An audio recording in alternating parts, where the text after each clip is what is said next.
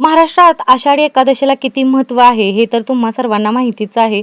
त्याचप्रमाणे आमच्या शेजारच्या पण एक आत्या आहेत, ज्या की आषाढी एकादशी निमित्त वारीतून चालत गेल्या होत्या आणि त्या आज येणार होत्या. कारण काल आषाढी एकादशी झाली. मग त्या आज येणार होत्या म्हटल्यावर त्यांचं वेलकम घ्यायचं होतं.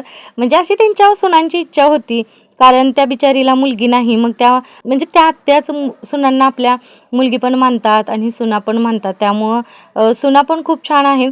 त्याचप्रमाणे त्यांनी मग आत्या येणार होत्या म्हटल्यावर वेलकम घेतलं त्यांचं. खूप सुंदर अशी तयारी केली होती. आपल्याला जमेल अशी त्यांनी तयारी केली होती आणि आत्या येणार होत्या म्हटल्यावर मग मला पण बोलवलं होतं. आणि ज्यावेळेस त्या आल्या घरी त्यांचा चिरंजीव त्यांना घेऊन आले, त्यावेळी त्यांना पण आश्चर्य झालं होतं की "अरे हे काय चाललंय?" म्हटलं. त्यांनी डोक्याला छान वाटलं त्यांना पण.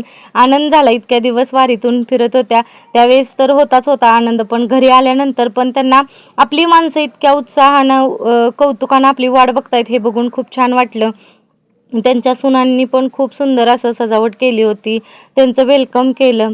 आळीतल्या आजूबाजूच्या बायका बोलवल्या आणि सगळ्यांनी हळदी-कुंकू वगैरे लावलं.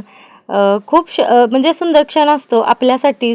आपण स्पेशल आहे हे जाणवून दिलं तर खूप छान वाटतं. जसं की कोणीही असो, सून असो, मुलगी असो, नवरा असो, बायको असो, लहान मुलं असो, सर्वांना असं वाटतं की आपण स्पेशल आहे किंवा आपल्यासाठी कोणीतरी काहीतरी करावं. अपेक्षा कोणाला नसते, पण असं मनात वाटत असतं. आणि तसंच या आत्यांबरोबर झालं की इतक्या दिवसाची वारी आणि वारीतून घरी आल्यानंतर त्यांना असं वाटलं असेल की हां, माझी इच्छा पूर्ण झाली आणि देवानं कदाचित म्हणजे त्या दरवेळेसच करतात. दरवेळेसच त्यांच्यासाठी काही ना काही तर आणतात किंवा उत्सुकतेनं वाट तर बघत असतात. आणि ह्यावेळी मात्र त्यांनी सेलिब्रेशन केलं, म्हणजे त्यांचं वेलकम घेतलं. आणि एक सांगते, सुना हौशी असून काही उपयोग नाही. कारण काही घरात असं असतं की सुना हौशी असतात पण मुलांना वेळच नसतो. तशी ह्यांची मुलं पण आहेत बरं का.